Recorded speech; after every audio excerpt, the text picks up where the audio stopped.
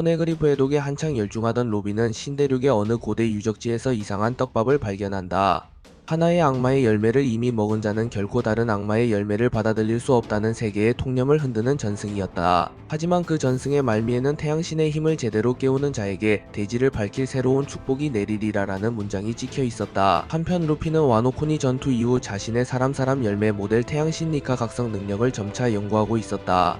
기어5의 유연한 자유로움과 상상을 뛰어넘는 괴물같은 힘은 여전히 루피조차 완벽히 통제하기 어려웠고 매번 사용하면 과도한 부담이 전신에 쌓였다. 그런 와중에 로빈이 가져온 정보를 들은 루피는 한 입만 더 먹으면 더 세질 수 있어? 라며 특유의 호기심을 보였다. 조로는 말도 안 되는 소리라며 일축했지만 루피의 호기심은 이미 폭발 직전이었다. 정작 나미와 우솜 역시 그럼 진짜 위험하지 않아? 라며 의문을 품었지만 루피는 우연히 입수한 전승이 가리키는 섬을 향해 나아가기로 결심한다. 결국 밀짚모자 해적단은 새 모험지를 향해 돛을 올리고 고대 유적지의 비밀을 풀어낼 준비를 시작한다. 신세계의 바닷길은 언제나처럼 험난했다. 번개를 동반한 거센 폭풍우가 그들의 앞을 가로막았고 또다시 해수에 잠긴 고대 도서관 비슷한 폐허가 출현하기도 했다. 그 안에는 버려진 옛 문서가 여기저기 떠다녔다. 새로운 힘을 찾는다고 단장을 바다에 빠뜨리는 건 아니겠지? 프랑키가 농담 삼아 몸 개그를 펼치면서도 조용히 만반의 대비를 갖췄다.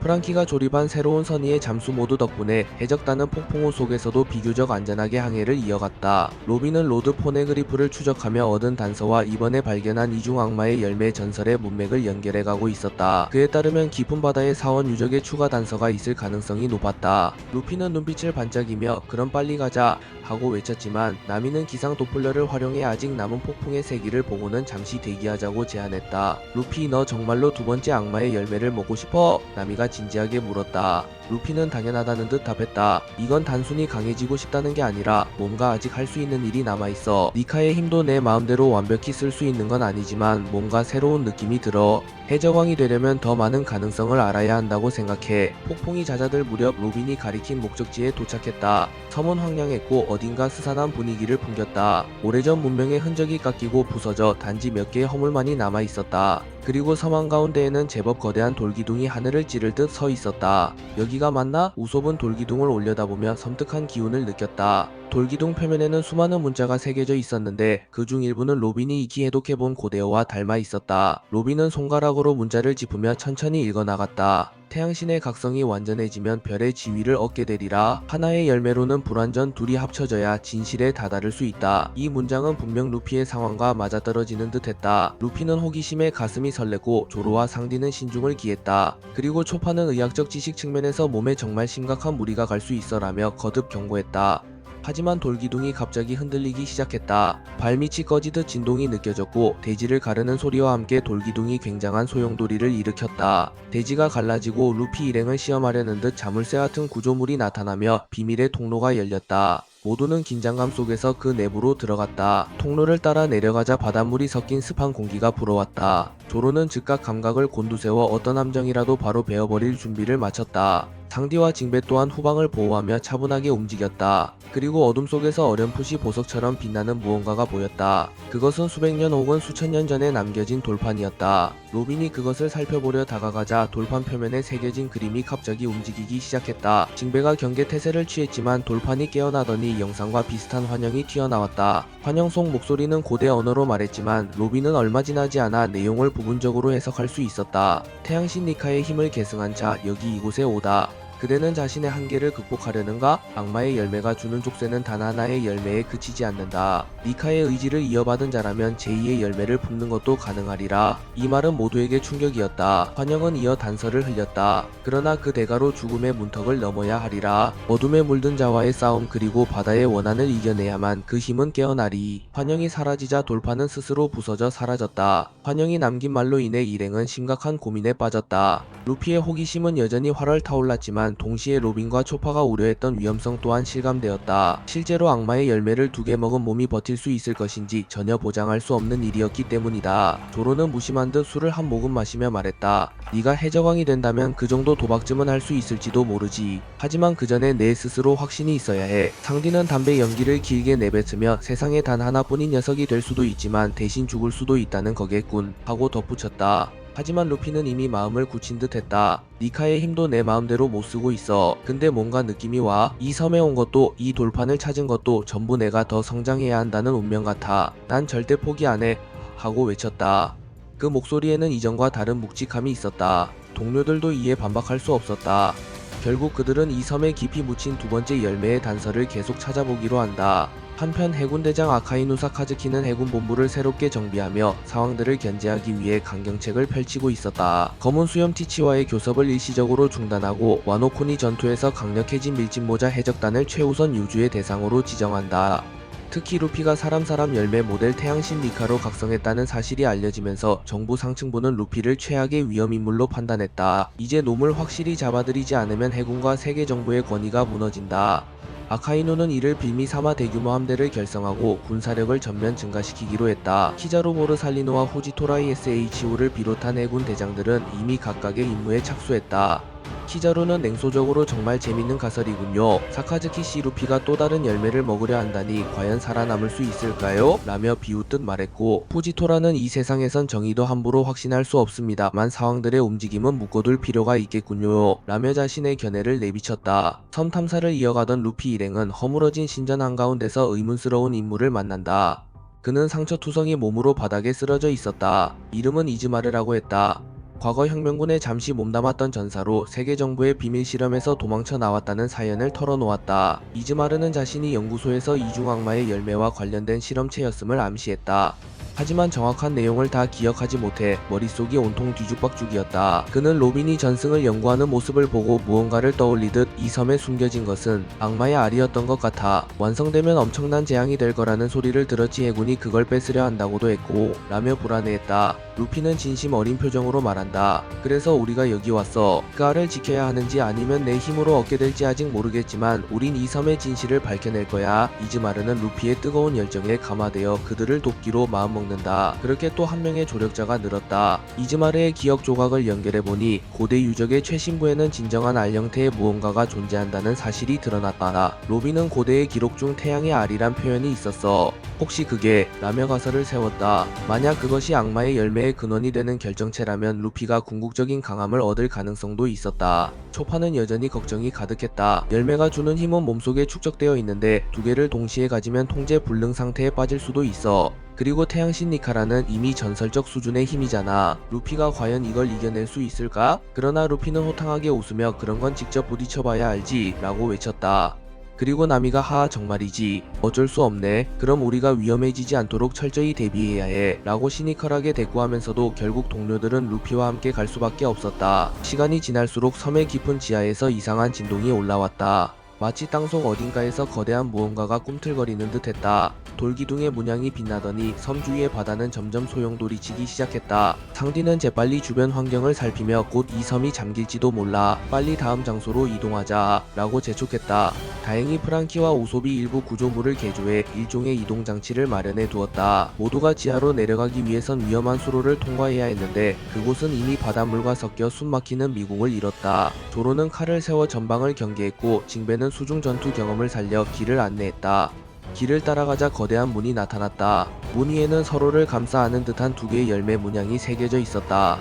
그 문양에서 강렬한 빛이 번쩍였고 순간 모두가 이명을 들었다. 두 개의 열매를 동시에 지닌 자 반드시 죽음의 시험을 통과해야 하리라 암시 같은 음성이 섬뜩하게 울렸다. 기묘한 문을 지나자마자 갑자기 계단이 끝없이 이어진 길이 펼쳐졌다. 그런데 계단 전체가 바닷물로 채워져 있었다. 악마의 열매 능력자에게 바닷물은 치명적이기에 루피와 로빈 그리고 브룩은 당장 들어가기가 힘들었다. 하지만 징배가 앞장섰다. 바닷물을 조절할 수는 없었지만 수중에서 자유롭게 움직이며 동료들을 위해 안전 통로를 만들어줄 수 있었다.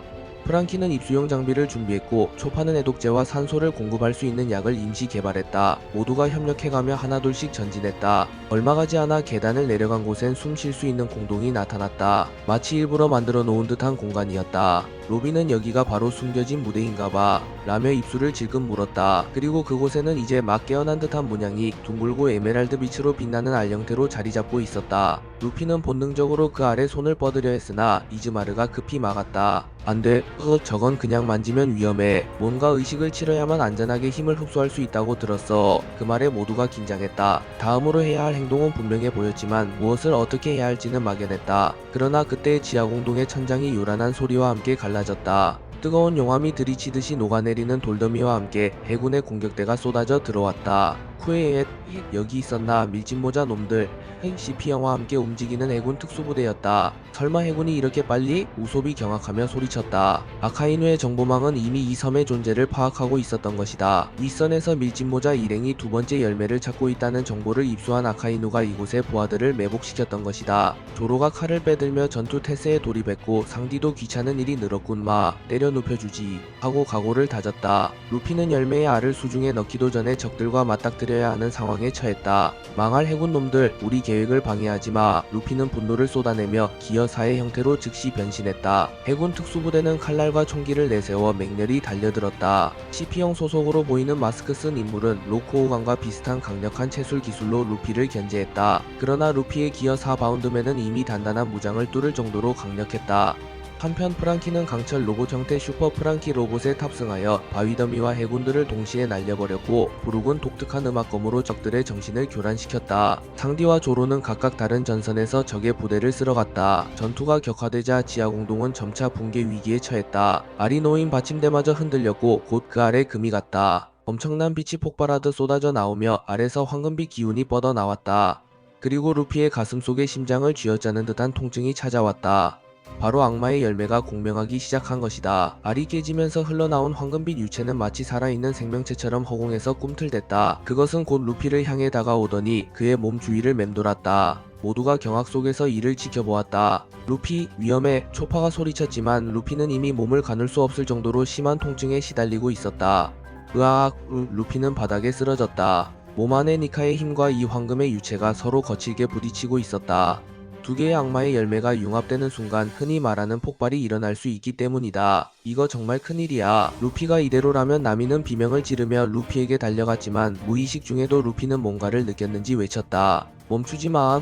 내가 견딜 수 있어. 그리고 루피의 몸에서 태양처럼 눈부신 빛이 터져 나왔다. 순식간에 주위가 밝아졌고 해군들조차 눈이 멀 정도로 강한 빛이었다. 그 찰나 루피의 체내에 있던 사람 열매 모델 태양신 니카의 기운이 형상화되었다. 기어 5 상태를 넘어선 일종의 반각성 상태처럼 보이더니 루피의 몸을 둘러싼 황금빛 유체가 보호막을 형성했다. 해군들이 쏘아 올린 총탄과 칼날이 닿기도 전에 녹아내렸다. 뭐야, 저건 CP형 요원들이 황급히 후퇴했지만 이미 늦었다. 루피가 일어나 거대한 빛의 펀치를 날리자 충격파가 지하공동 전체를 뒤흔들며 해군 부대를 쓸어버렸다. 마치 태양광선이 한꺼번에 폭발하는 듯 벽을 뚫고 하늘까지 닿는 듯한 빛 기둥이 솟아올랐다. 하지만 루피는 아직 완전한 상태가 아니었다. 몸에 극심한 부하가 걸린 탓에 무릎이 휘청거렸고 의식을 잃을 듯 위태로운 모습이었다. 루피, 동료들이 달려가 부축하며 전투를 잠시 멈췄다. 해군들은 일부가 패퇴했지만 아직 건재한 인원들이 남아있었다. 빨리 빠져나가야 해. 섬이 무너지고 있어. 우솝이 고함을 질렀다. 실제로 지하동굴 여러 곳에 금이 가면서 바닷물이 몰려들기 시작했다. 하지만 퇴로를 찾기도 전에 지상에서 들려오는 엄청난 폭발음, 그리고 유황 냄새 같은 뜨거운 열기가 충돌하듯 밀려왔다. 여기서 끝이야. 밀짚모자 루피. 굉음과 함께 나타난 건 바로 해군 원수 아카이누였다. 마그마 주먹으로 주변 바위를 녹이며 모습을 드러낸 아카이누는 잔뜩 분노한 표정이었다. 악마의 열매를 2개나 품으려고? 그런 망령된 짓은 내가 용서 못한다. 정의의 이름으로 처단해주겠다. 루피는 아직 몸 상태가 정상이 아니었지만 동료들은 각자의 방식으로 아카이누와 해군의 증원군에 맞서 싸울 태세를 갖추었다. 징베는 한숨을 내쉬며 그때처럼 혹독한 싸움이 되겠군요라며 와노 전쟁의 트라우마를 떠올렸다. 아카이누와 루피의 재회는 그 자체로 긴장감이 폭발했다. 과거 에이스를 죽게 한 장본인이자 무자비한 정의의 상징인 아카이누. 루피는 자신의 의지를 다잡으며 분노를 삼켰다. 이젠 절대로 너에게 빼앗기지 않아. 모든 동료도 내 미래도. 루피가 새로 획득한 황금의 유체를 다루기는 아직 미숙했지만 태양신 니카의 힘과 섞여 기묘한 오라를 뿜었다. 아카이누 역시 마그마 열매의 열기를 극한으로 끌어올려 주변 공기를 쨍하게 달구며 공격 태세를 갖췄다. 지하공동이 바닷물과 마그마 열기로 동시에 위험천만해지는 순간이었다. 두 사람의 주먹이 맞부딪히자 엄청난 파열음이 터져 나왔다. 지하 바닥이 흔들리고 균열이 퍼지며 불길과 물보라가 번쩍였다. 루피, 동료들의 목소리가 들리지만 이미 루피와 아카이누는 물러서지 않을 결투에 돌입해 있었다. 그때 지상으로 이어지는 계곡 쪽에서 수상한 빛이 일렁였다. 스피드가 빠른 황금빛 레이저가 공중을 가르며 땅에 꽂혔다. 유다치 카파 라고 중얼거리며 나타난 것은 해군 대장 키자루였다. 그는 잔잔한 미소와 함께 현장 상황을 살폈다. 아카이누 씨, 상황이 꽤 복잡하군요. 하지만 키자루의 앞을 가로막는 이는 조로. 빛이라도 베어주마. 단호한 눈빛을 띤 조로가 칼을 뽑자 키자루는 흥미롭다는 듯이 호우, 빛을 벨 수 있다고요? 그렇게 빠른 칼도 세상에 있을까요? 라며 코웃음을 쳤다. 그러나 조로는 이미 극도로 단련된 무장색과 견문색 패기를 사용해 키자루의 움직임을 어느 정도 따라잡을 수 있었다. 네가 빛처럼 빠르다면 난 네가 도달하기 전부터 기다리고 있으면 그만이지. 키자루는 깜짝 놀란 눈빛을 띠며 조로와의 치열한 접전을 벌이기 시작했다. 한편 후지토라가 이끄는 해군 부대는 섬의 다른 입구 쪽에서 진입을 시도했다. 중력의 힘으로 섬 주변에 거대한 암벽을 들어올려 길을 만들고 부대를 진격시키는 중이었다. 이대로 두면 루피가 완전히 고립되겠군. 상디는 빠르게 상황을 판단하고 징베와 함께 전선 분리를 시도하기로 했다. 미안하지만 내 중력, 여기서는 내 해인류의 힘으로 막아보겠네. 징베가 강물과 횟수를 조절해 후지토라의 시야와 동작을 방해했다. 동시에 상디는 스카이워크로 공중을 누비며 해군을 교란했다. 후지토라는 맹목이라 하더라도 마음의 눈을 닫은 적은 없으노 라며 날카로운 칼날을 휘둘렀다. 상디와 징베가 함께 팀을 이루어 후지토라의 움직임을 억제하기 시작하자 나머지 동료들은 루피와 아카이누의 결전에 집중할 수 있는 시간을 벌게 되었다. 루피는 아카이누와 주먹을 겨루는 와중에도 몸이 계속해서 떨렸다. 사람 열매 모델 태양신 니카와 이제 막 몸에 스며든 두 번째 악마의 열매 갇힌 황금의 열매가 동시에 루피의 정신과 신체를 끌어당기고 있었다. 헉헉. 루피가 숨을 몰아쉬자 갑자기 금빛 오라가 더 확장되었다. 동시에 아카이누의 마그마 주먹을 뒤덮고 있던 불길이 희미해지더니 루피의 금빛이 그 열기를 흡수해버리는 듯했다. 이건 아카이누 역시 당황한 기색을 드러냈다. 내 녀석, 새로운 능력까지. 하지만 루피는 고통을 호소했다. 머리가 아프다. 아직 내 것이 된 게 아니야. 마치 분열된 힘이 서로를 잡아먹으려는 듯 루피의 몸이 격렬하게 흔들렸다. 아카이누는 이를 놓치지 않고 머뭇거린다면 끝이다 라며 저기장의 강인함을 발휘해 맹렬한 공격을 퍼부었다. 루피가 손을 놓치려는 순간 그의 눈동자에 강렬한 분노와 의지가 되살아났다. 난 지지 않아. 동료들이 있고 에이스의 뜻도 모두가 여기 있잖아. 루피는 패왕색 패기를 전방위로 폭발시켰다. 순간 지하동굴에 있던 해군 졸병들은 기절했고 바닥이 요동치며 작은 균열이 이어졌다. 쿠오. 마그마가 요동치는 아카이누조차 움찔할 만큼 강력한 패기였다. 루피의 몸에서 뿜어져 나오는 황금빛과 태양신의 빛이 하나로 융합되더니 마치 거대한 태양을 연상케 하는 아우라가 나타났다. 기어오하니 그 이상의 것인가? 상디가 전장 한편에서 보고 경악했다. 그렇게 폭발한 패기 덕분에 루피는 일시적으로 자신의 새로운 힘을 억제하고 안정화시킬 수 있었다. 그리고 아카이누에게 다시는 내 소중한 걸 빼앗지 못하게 할 거야 라며 강렬한 펀치를 날렸다. 아카이누도 마그마로 맞섰지만 루피의 한 방에 크게 밀려나 바위를 부수며 뒤로 날아갔다. 그러나 전투의 여파로 이미 지하동굴은 여기저기 파괴가 진행되고 있었다. 벽이 무너지고 바닷물이 거세게 유입되며 천장의 일부가 폭삭 내려앉았다. 섬 전체가 붕괴할지도 몰라. 우솝이 외치자 나미가 로빈과 함께 탈출로를 찾기 시작했다. 조로와 키자루의 결투 역시 폭발적인 속도로 진행되었다. 키자루는 빛의 속도를 맘껏 이용해 레이저를 쏘며 조로를 교란했지만 조로는 아수라 모두 비슷한 새로운 검술로 빛의 궤적마저 슬쩍슬쩍 흩트리고 있었다. 정말 귀찮은 상대네요. 키자루가 투덜거리며 약간의 흠집을 입은 복장을 정돈했다. 반면 상디와 징베는 후지토라를 상대로 어느 정도 분투하고 있었지만 후지토라의 능력이 워낙 광범위해 애를 먹고 있었다. 중력 검을 휘두를 때마다 대지가 일그러지고 공중에서는 운석이 떨어질 듯한 징후가 보였다. 루피의 펀치에 크게 밀려난 아카이누는 금방 일어나 몸을 마그마 형태로 재구성했다. 과연 조금 성장했나 보지. 하지만 내가 여기서 물러날 리 없잖나. 아카이누는 다시 한번 강렬한 마그마 주먹으로 루피를 노렸다. 루피 역시 새로운 힘을 조금씩 제어하기 시작했다. 황금빛 오라를 손에 모아 태양열을 압축한 것 같은 강력한 열기를 내뿜었다. 이대로라면 나도 질 수 없지. 두 사람의 주먹이 다시 한번 격돌했고 엄청난 폭발음과 함께 섬 전체가 떨렸다. 아직도 부족해. 루피는 중얼거리며 뭔가 더 큰 한계를 깨야 함을 느꼈다. 두 번째 악마의 열매를 온전히 받아들이지 못한다면 아카이누 같은 상대를 완벽히 넘어설 수 없을 것이다. 그러나 더 깊이 힘을 끌어내면 몸이 견딜 수 있을지 알 수 없었다. 조로와 키자루의 싸움은 극도로 빨라졌다. 키자루가 레이저 칼을 형성해 빛의 속도 공격을 날리자 조로는 미리 예측해 회피하거나 빛나거나 흑도로 바뀐 검으로 받아내고 있었다. 견문색 패기를 극한까지 끌어올린 조로는 키자루가 빛으로 변하기 직전 순간을 포착하는 감각을 익혀가고 있었다. 얍, 여긴 어떻습니까? 키자루가 뒤에서 공격하려 했으나 조로의 칼끝이 이미 그를 향해 있었다. 빛을 벤다. 짧은 한마디와 함께 검에서 무지막지한 오이가 터져 나왔다. 검기가 공기와 충돌하며 빛이 갈라지는 듯한 착각마저 불러일으켰다. 키자루는 살짝 비껴나 피해를 최소화했지만 팔뚝에 피가 맺혔다. 오야 진짜로 빛을 베어버리려 하나 보군요. 무서운 사람. 키자루가 슬며시 미소 지으면서도 긴장하는 듯 했다. 조로는 숨을 고르며 루피가 시간을 벌 필요가 있다면 널 붙들고 놓아주지 않을 생각이다 라고 선언했다. 후지토라는 상디와 징베를 상대로 6탄전보다는 능력을 활용한 광역 공격을 사용하고 있었다. 상디가 초음속 킥으로 접근해도 후지토라는 중력장을 펼쳐 상디의 동작을 한순간 무겁게 만들었다. 이런 상디는 다시 공중으로 뛰어올라 무게를 분산시켜야 했다. 징베는 물을 이용해 역으로 후지토라의 중력을 흐트려 보려 했지만 쉽게 뚫기 어려웠다. 그럼에도 두 사람은 호흡이 잘 맞았다. 상디가 날렵한 이동으로 후지토라를 교란시키면 징베가 파도같은 주먹으로 공격로를 연다. 후지토라는 비록 눈이 보이지 않지만 뛰어난 견문색 패기로 이들의 움직임을 파악하고 있었다. 역시 사왕 루피의 간부들답게 강하긴 하군요. 하지만 정의를 위해서라면 물러설 수 없습니다. 그때 후지토라는 시선을 기울이듯 하늘을 향해 칼을 뻗었다. 이 대지 위에 내려쳐라. 중력의 무서운 힘이 구름 사이를 뚫고 거대한 운석 조각이 수직으로 떨어지려 했다. 상디와 징베는 분투하며 이를 막으려 했으나 대지가 붕괴될 위기가 또다시 닥쳐왔다. 한편 루피는 아카이누의 맹공을 간신히 막아내며 자신의 체내에 깃든 두 악마의 열매가 충돌하는 느낌을 계속 겪고 있었다. 이건 마치 몸 안에 두 개의 태양이 있는 것 같아. 둘 다 뜨거워서 이대로면 타버릴 것 같아. 하지만 루피는 포기하지 않았다. 나한테는 나만의 길이 있어. 모두와 함께 웃고 모두를 지켜내고 해적왕이 될 거야. 그 각오가 루피의 각성을 조금씩 진척시키는 듯 했다. 황금빛 오라가 점차 일정한 맥동으로 변하면서 루피의 호흡과 합을 맞춰가고 있었다. 저런 말도 안 되는 힘은 여기서 끝장낸다. 아카이누가 마그마로 양파를 변형해 대형 용암 덩어리를 만들어 던졌다. 그 붉은 물결이 지하 동굴의 천장을 휩쓸고 곳곳에 화염과 증기를 일으켰다. 절대 물러서지 않아. 루피는 패왕색과 무장색을 겹쳐 새로운 황금빛 펀치로 맞섰다. 두 힘이 부딪히는 순간 섬 내부가 한 번 더 크게 뒤흔들렸다.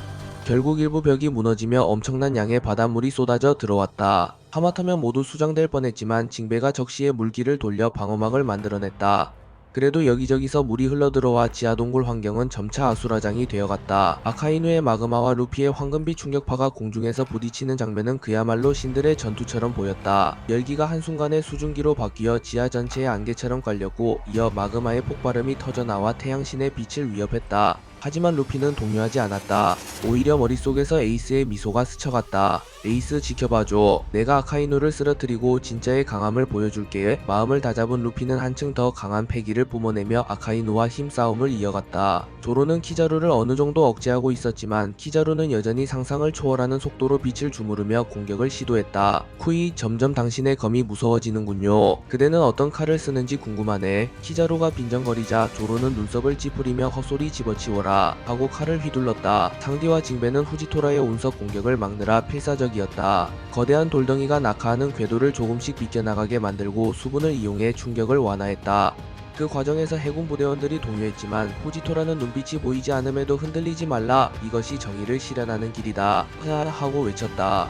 프랑키, 브룩, 로빈, 우솝, 나미도 각자 살아남기 위해 안간힘을 썼다. 로빈은 손을 여러 개 만들어 해군들을 제압하고 우솝은 저격으로 한시라도 루피에게 쏠린 공격을 끊어내려 했다. 나미는 기상 스틱을 이용해 번개와 바람을 일으켜 지하동굴 내부의 수증기를 조절함으로써 아군이 시야를 확보하도록 도왔다. 결정적 계기가 찾아왔다. 루피의 몸 안에서 니카의 힘과 황금의 열매가 교차해 새로운 기운이 폭발적으로 감돌았다. 느껴져.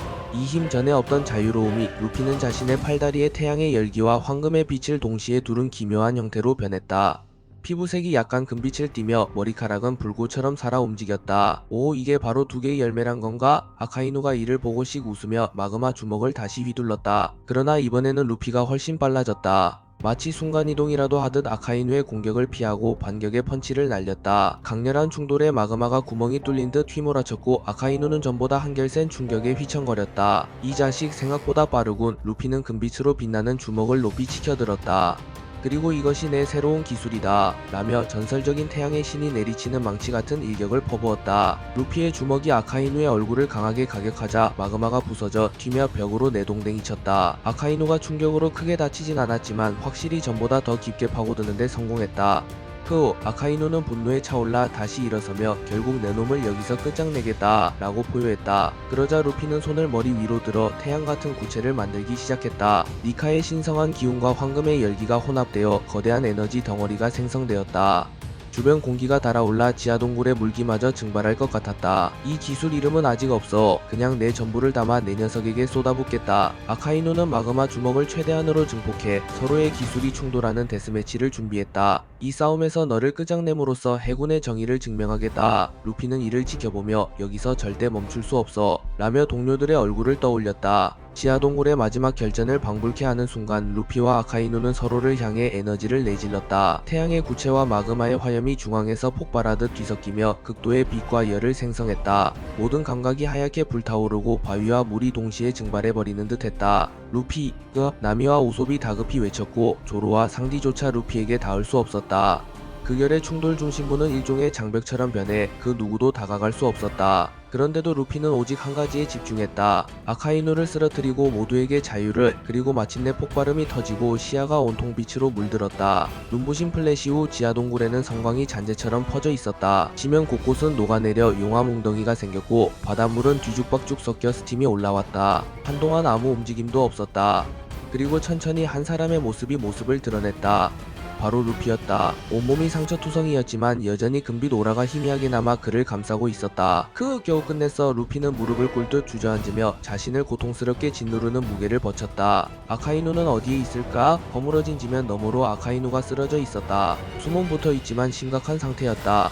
밀짚모자 동료들이 몰려와 루피를 부축했다. 루피, 대단해. 네가 이겼어. 우솝이 감격하며 눈물을 흘렸다. 나미와 초파도 안도했지만 동시에 루피의 몸 상태를 살피느라 분주했다. 이런 식으로 싸우다간 정말로 죽을 수도 있어.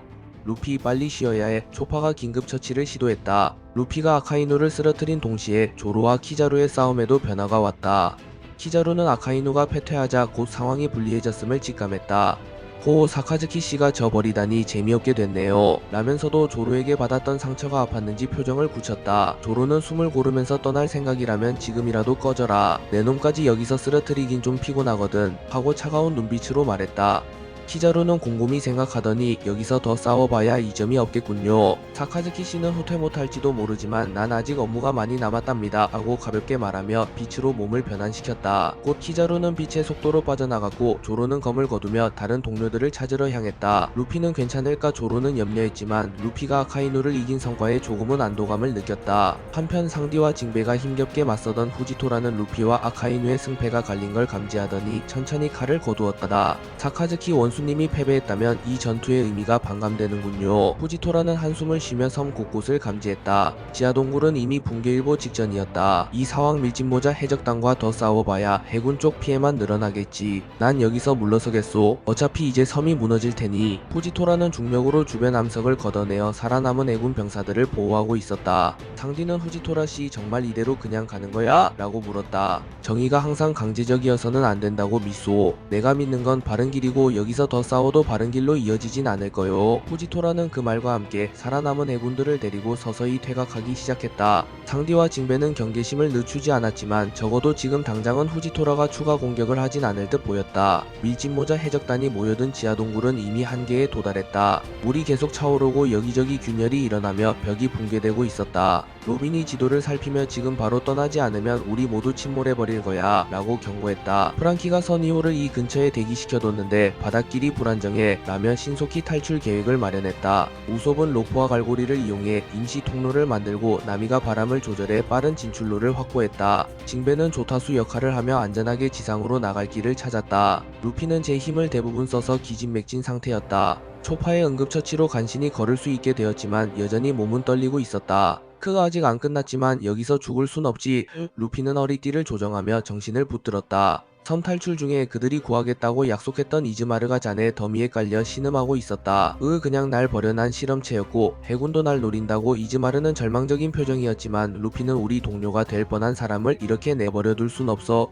라며 구출을 시도했다. 조로와 상디가 협력해 잔해를 들어올리고 징배가 급류에 휩쓸리지 않게 옆에서 버텨주었다. 내 놈 살고 싶다면 날쌔게 나가라고 상디가 말을 뱉자 이즈마르는 눈물 어린 표정으로 고마워라며 간신히 걸어나왔다. 이렇게 하나둘씩 서로를 도우며 지하동굴을 빠져나갈 수 있었다. 드디어 지상으로 올라온 밀짚모자 해적단은 무너지는 섬을 배경으로 간신히 써니호 쪽으로 달렸다. 그러나 섬 주변에선 여전히 해군 함대가 포위망을 펼치고 있었다. 해군 원수 아카이누가 쓰러졌다는 소식이 전해졌지만 함대는 지휘체계를 유지하며 주변의 역을 막고 있었다. 부대장급 지휘관들이 아카이누 원수님이 쓰러졌다. 말도 안 돼. 하며 동요했지만 그래도 해군으로서 임무를 수행하기 위해 테로를 봉쇄했다. 젠장 도망칠 구멍이 없어 보이는데 우소비 초조해야 하자 나미가 하늘이라면 하고 의미심장하게 웃었다. 로빈 조금만 도와줄래? 로빈은 밀플레르를 이용해 독과 풍향을 동시에 조절했다. 나미는 가판 위에서 기상 스틱으로 강력한 상승 기류를 만들었고 프랑키는 콜라 추진력을 최고로 끌어올렸다. 짙은 구름으로 뒤덮인 하늘을 향해 써니호가 임시로 비행하듯이 솟구치기 시작했다. 와, 모두가 비명을 지르며 몸을 붙잡았다. 해군 함대가 대포를 쏘아댔지만 이미 써니호는 그 각도를 벗어나 빠르게 이동 중이었다.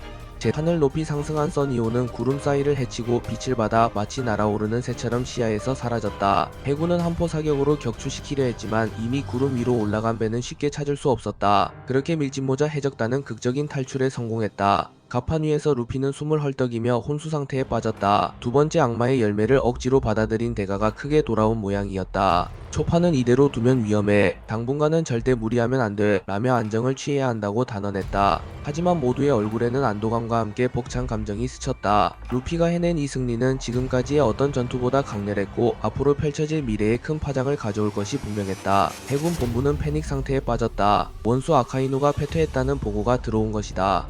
키자루는 조용히 복귀하여 별다른 언급 없이 흥여차저차했던 일이죠. 라며 회의석을 떠났고 후지토라는 부상 입은 병사들을 돌보느라 여념이 없었다. 세계정부 상층부는 분노하며 곧바로 아카이누를 대신할 만한 새 지도 체제를 고민하기 시작했다. 하지만 아카이누가 완전히 전열해서 이탈한 것은 아니었다. 그는 심각한 상처를 입었지만 목숨은 부지했다. 이대로 두지 않겠다. 루피 반드시 잡아들이겠다. 아카이누는 병상에서 악에 받쳐 이를 갈았다. 한편 사왕으로서 밀짚모자 루피의 위상은 한층 더 치솟았다. 두 개의 악마의 열매를 지닌 사왕, 태양신 리카의 전설을 잇는 자 등으로 신문에 대서특필되어 신세계 전역이 루피의 이름으로 떠들썩했다. 써니호에서는 하루하루 루피를 돌보며 항해를 이어갔다. 초파의 집중간호 덕분에 루피는 조금씩 의식을 되찾고 미움 정도는 넘길 수 있게 되었다. 그러나 새로 얻은 황금의 열매와 완전히 융합된 것 같지는 않았다. 몸 곳곳에 금빛 문양이 번쩍이는가 하면 때때로 니카의 기운이 폭주해 열이나 오라가 튀어오르기도 했다. 분명 엄청난 힘을 손에 넣었는데 대가도 큰 것 같아. 나미가 걱정스레 말하자 조로는 조용히 대답했다. 걔는 늘 그랬지. 무모할 정도로 모든 걸 걸고 결국엔 성장해왔다. 상디는 그 말을 듣고 담배를 물며 그래도 우리 선장은 무사할 거야. 그 점만큼은 믿어 의심치 않아 라고 덧붙였다. 루피는 몇 번이나 비명을 지르며 잠꼬대를 했지만 꿈속에서도 에이스와 동료들을 이야기하며 버티고 있었다. 그 모습을 본 프랑키와 우솝도 왠지 모르게 콧날이 시큰해졌다. 며칠 후 루피는 간신히 일어나 카판에 앉았다. 해적단 동료들이 모여들자 루피는 미소 지으며 다들 걱정 끼쳐서 미안해 라고 했다. 곧 초파가 하지만 무리하면 절대 안 돼 라며 주의를 줬다. 루피는 배 밖의 바다 풍경을 바라보았다. 이 힘 내 안에 잠들어 있는 두 열매 앞으로 더 훈련해서 완벽하게 내 걸로 만들 거야. 그래야만 해적왕의 길에 가까워질 것 같아. 동료들은 그의 결의에 박수를 쳤다. 나미는 조금만 더 쉬라고 라면서도 루피의 눈빛에서 변함없는 추진력을 느꼈다. 이즈마르 역시 회복하여 루피에게 나를 구해줘서 고맙다. 만약 내가 또 도움이 될 수 있다면 기꺼이 힘이 되어줄게 라고 말했다. 루피는 활짝 웃으며 당연히 함께하자. 자유로운 대양에서 우리가 갈 수 있는 곳은 무궁무진해 라고 답했다. 그렇게 아카이누와의 대격전 이후 밀짚모자 해적단은 새로운 항로를 모색했다. 로드 포네그리프를 찾아야 하고 라프텔에 도달해야 한다. 동시에 루피의 두 번째 악마의 열매를 완벽히 조화시키는 방법도 필요했다. 로빈은 고대 유적들의 정보를 좀 더 심도 있게 파면 해결책을 찾을 수도 있어 라며 긍정적으로 분석했다. 징배는 바다 소문을 전해 들었다. 해군이 병력을 재정비하고 새로운 무기를 만든다는 말이 있어. 또다시 큰 전쟁이 일어날 징조가 보이네. 상디는 거 참 끊임이 없구만. 우리도 대비를 해야겠어 라고 답했다. 그러나 루피는 여전히 유쾌했다. 그럼 또 신나게 싸우면 되는 거지 하고 웃었지만 몸 상태가 완벽하진 않아 동료들의 잔소리를 들어야만 했다. 그래도 모두가 느꼈다. 이 해적단의 결속과 의지는 더욱 강해졌다는 사실을. 새로운 소식이 전해졌다. 검은 수염 티치가 한동안 모습을 감추더니 어떤 해적연합을 결성했다는 것이다. 빅맘 해적단의 잔당이나 다양한 위험 세력까지 끌어모아 루피를 비롯한 신세계 전역에 위협을 가하려 하고 있다는 정보였다. 티치 또 무슨 짓을 꾸미는 거지? 조로가 분노에 찬 목소리로 중얼거렸다. 루피는 생각에 잠긴 듯 검은 수염, 그 녀석도 두 개의 악마의 열매를 지니고 있었지. 어쩌면 내 이 상황을 노릴 수도 있어 라고 했다. 티치는 상처 입은 루피가 완전히 회복하기 전 그를 노리고 치명타를 가하려 할 가능성이 높았다. 게다가 세계 정부의 혼란을 틈타 해적 세력들이 각자 세력을 확장하는 움직임도 포착되었다. 혼돈 속에서 누가 가장 큰 이득을 볼지는 아무도 모르는 일이었다. 밀짚모자 해적단은 잠시 위험도가 낮은 섬에 정박해 루피의 회복과 기술 수련에 전념하기로 했다. 루피 당분간 니카의 형태와 황금의 열매 힘을 번갈아 사용해보며 몸이 견딜 수 있는 한계를 확인해야 해. 초퍼가 진지하게 의학적 조언을 했다. 루피는 열정적으로 연습을 시작했다. 니카의 기어 5상태에서 신체를 고무처럼 느리는 동시에 황금의 열기를 주입해 공격력과 속도를 늘릴 수 있었다. 그러나 조금만 무리하면 과열되어 몸이 지치거나 열이 올라 쓰러지기 일쑤였다. 우욱 이거 진짜 만만치 않네. 나미는 바다 기후를 활용해 루피의 체온을 식혀주려고 노력했고 부르곤 음악으로 리듬을 유지해줬다. 상디는 영양가 높은 요리를 준비해 루피가 체력을 잃지 않도록 지원했다. 동료들의 전폭적인 서포트로 루피는 점차 기술의 안정감을 찾아갔다. 조로 역시 키자루와의 교전을 재현해보며 더욱더 빛을 가를 수 있는 검수를 고민했다. 빛이란 건 사실 움직임이 빠른 것 외에도 굴절과 반사가 있을 텐데 라고 중얼거리자 프랑키가 레이저는 나의 특기이기도 하지. 필요하다면 내가 장비를 개조해서 실험해볼 수도 있어 라고 나섰다. 조로는 흥난 칼로 승부 보는데 이런 기계적인 도움 따윈 하면서도 프랑키의 제안이 궁금해 보이는 듯 했다. 어쩌면 빛을 제대로 이해해야 키자루를 완벽히 베어넘길 수 있을지도 모른다고 생각한 것이다. 한편 상디와 징베는 후지토라전을 떠올리며 중력에 대항할 수 있는 방법을 모색했다. 중력이라 그건 사람의 의지로도 어떻게든 버틸 수 있는 부분이긴 한데 징베가 상디와 의견을 교환하며 해수 흐름과 공기의 압력까지 고려한 새로운 공중전 방식을 연구했다. 로비는 섬의 도서관에서 옛날 기록을 뒤지던 중 태양신 니카와 연관된 고대 왕국의 문장과 황금나무에 대한 전설을 동시에 언급하는 문서를 발견했다. 이건 분명 루피가 얻은 황금의 열매와 관련 있는 기록 같아. 로비는 문서를 정독하며 두 개의 열매를 지닌 자가 고대 왕국의 문을 열 수 있다는 문구에 주목했다. 고대 왕국의 문 포네그리프가 라프텔과 이어지는 비밀을 품고 있다면 이것은 매우 중요한 단서였다. 루피 우리가 찾아야 할 건 결국 고대 왕국의 진실이야. 내 힘을 완전히 각성하는 길도 그 안에 있을지도 몰라. 루피는 그 말을 들으며 가슴이 두근거렸다. 해적왕이 되려면 이 모든 떡밥을 파헤쳐야겠지. 한편 해군 본부에서는 아카이누가 회복 중임에도 불구하고 새롭게 조직을 강화하는 작업이 진행 중이었다. 오로성의 지휘 아래 밀짚모자 루피 타도를 위한 긴급작전이 추진되고 있었다. 키자루 후지토라 그리고 신규 임명될 대장 후보들까지 총동원해 루피를 반드시 잡아들이라는 명령이 떨어졌다. 루피가 두 개의 열매를 보유했다는 사실은 세계 정부에 대한 모독이자 위협이다. 어떠한 수단을 써서라도 그를 제거해라. 오로성의 결정은 냉혹했다. 이제 해군은 대대적인 병력 증강과 함께 신기술까지 동원해 루피를 쫓을 것이 뻔했다. 신세계 곳곳에서는 사왕 간 세력 다툼이 더욱 격해지고 있었다. 한편 샹크스가 루피의 각성 소식을 들었다는 풍문도 전해져 왔다. 하지만 샹크스는 별다른 행동을 보이지 않고 있다고 한다. 루피가 자신만의 방식으로 전설을 만들어 나가길 바라고 있는지도 몰라. 로빈이 그렇게 추측했다. 검은 수염 티치는 이미 해적연합으로 무언가 큰일을 준비하고 있으며 카이도 잔당 세력까지 흡수하려 한다는 이야기도 돌았다. 밀짚모자 해적단과 직접 충돌할 가능성도 컸다. 또 언젠가 마주치게 되리라는 예감이 모두의 마음에 스쳤다. 동료들은 드디어 항해를 재개했다. 루피는 아직 완전하지 않은 몸이지만 오히려 가슴이 설렘으로 차올랐다. 앞으로 아카이누나 티치 그리고 세계 정부까지 엄청난 싸움이 기다리고 있겠지. 하지만 난 전혀 겁나지 않아. 루피는 밀짚모를 고쳤으며 환히 웃었다. 조로는 칼을 점검하며 어떤 상대가 와도 베어주마 라고 했고 상디는 바보 선장이 또다시 날뛰지 않게 옆에서 보호해줘야겠군 이라며 평소처럼 빈정댔지만 표정은 무척 기대에 차 있었다. 밀짚모자 해적단은 새로운 지도를 펼쳐 고대 왕국으로 이어지는 단서를 찾아 다시금 모험을 시작했다. 이제 두 개의 악마의 열매를 지닌 루피의 여정은 더욱 위험하고도 스릴 넘치는 것이 될 터였다. 이즈마르는 갑판에서 쌍안경으로 주변의 역을 살피고 있었다. 저기 해군 기함이 보이는 것 같아. 그 말에 모두가 긴장했다. 해군이 재정비를 마친 부대를 이끌고 루피를 추적해온 것이다. 그중 일부 대장은 아직 보이지 않지만 조만간 전면전이 벌어질 가능성이 커졌다. 나미는 항로를 신중히 살피며 피할 수 있는지 검토했다. 하지만 상디와 조로는 오히려 전의를 불태우고 있었다. 도망칠 필요가 없어. 정면으로 맞붙어도 이제 우린 해낼 수 있다. 징베 또한 고개를 끄덕이며 이번엔 확실히 해안을 끼고 전투를 유도해 민간인 피해를 줄이도록 합시다 라고 했다. 루피는 밀짚모를 살짝 들어 올리며 무슨 일이든 두렵지 않아. 모두가 함께라면 간다. 전원 전투 준비 라고 외쳤다. 그리고 마침내 새벽이 밝아오는 바다 위에서 수많은 해군 함대와 밀짚모자 해적단의 선박들이 서로를 마주하게 된다. 빛나는 태양 아래 루피는 배의 앞머리에 서서 금빛 오라와 니카의 눈부신 미소를 동시에 머금고 있었다. 해적왕이 되기 위해 그리고 모두가 자유롭게 웃을 수 있는 세상을 위해 절대로 물러서지 않아. 그 말과 함께 밀짚모자 해적단은 다시 한번 격전의 포문을 연다. 두 번째 악마의 열매를 성공적으로 흡수한 루피 그리고 그를 전폭적으로 지원하는 강력한 동료들 아카이누를 비롯한 해군 대장들과 검은 수염 티치 등의 경쟁자들 혼란의 시대를 헤치고 루피가 결국 자신의 꿈을 손에 넣을 수 있을지. 이제 신세계의 다음 페이지는 태양신 니카와 황금의 열매를 모두 품은 사왕 몽키 D 루피의 전설이 되어 펼쳐질 것이다.